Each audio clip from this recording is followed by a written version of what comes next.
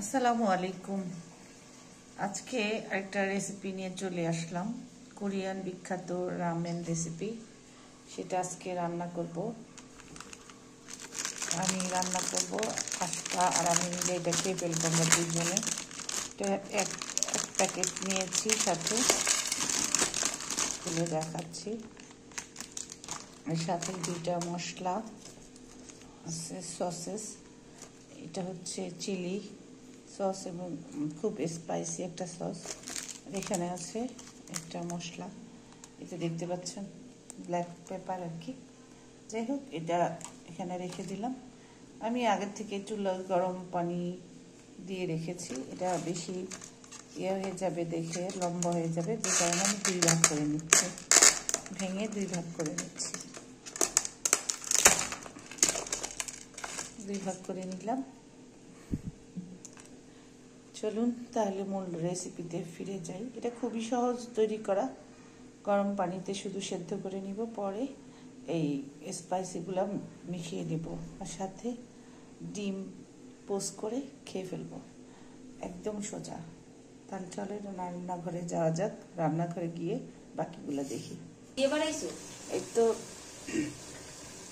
এই তো গরম পানিটা ফুটে উঠেছে, এখন আমি দিয়ে দিব রামেন।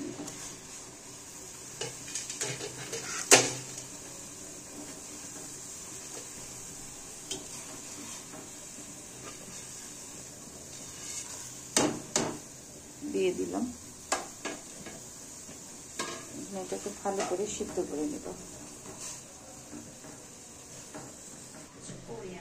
তো রামেনটা ফুটে উঠতেছে, দেখতে পাচ্ছেন।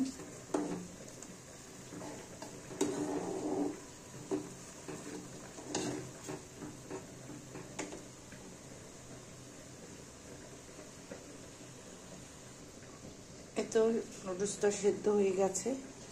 এখন আমি এটা নামিয়ে ফেলবো, এটা জালিতে ছেঁকে নিব।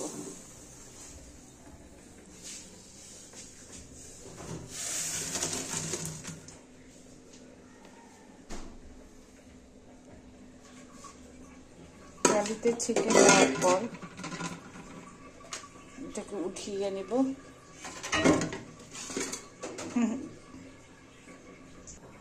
আমি একটা খালি কড়াই চুলায় গরম করতে বসিয়ে দিয়েছি, আর এখানে দিয়ে দিব তেল।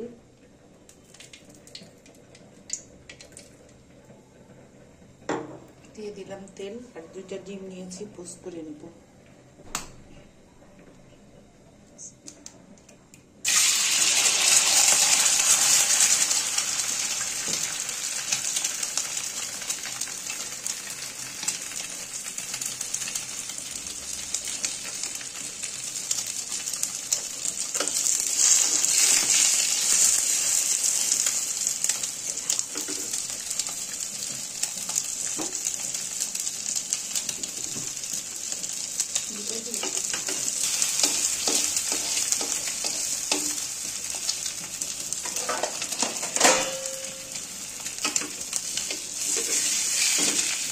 ডিমটা পোস্ট করা হয়ে গেছে, আবার একটু তেল দিয়ে দিলাম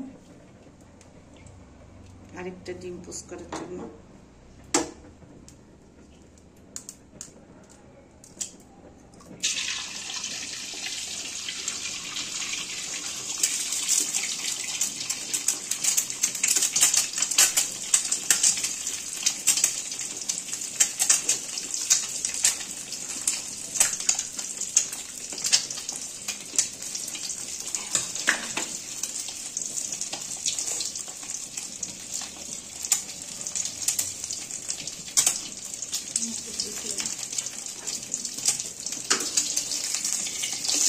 তো আমি বাটিতে ঢেলে নিলাম, সাথে দিয়ে দিলাম স্পাইসি সসটা।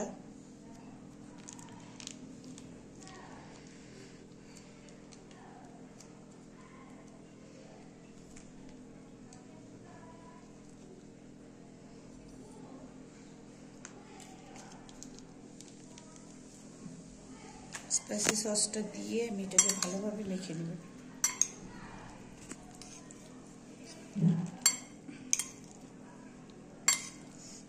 এটা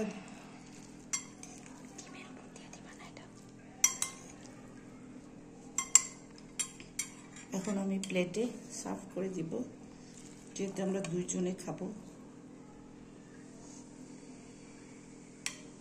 আমি বেশি একটা খাবো না, অল্প খাবো।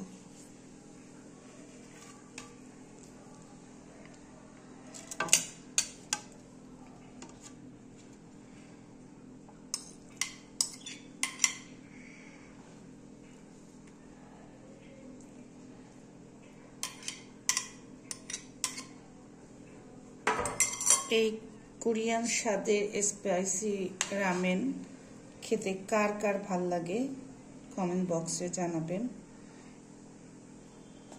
আমি তো খাচ্ছি,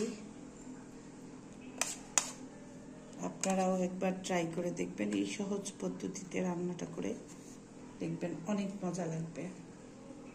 যাই হোক, আমি এখন ডিমটা দিয়ে দিচ্ছি উপর দিয়ে,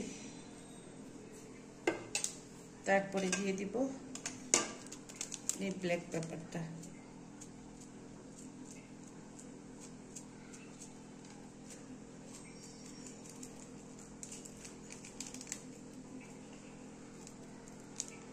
বাস হয়ে গেলে আমার ঝটপট রামেন রেসিপি। যারা এখনো ট্রাই করেন না, ট্রাই করে দেখবেন, অনেক ভালো লাগবে। তো এখানে এই তো আমরা খেয়ে নিব এখনই ঝটপট করে।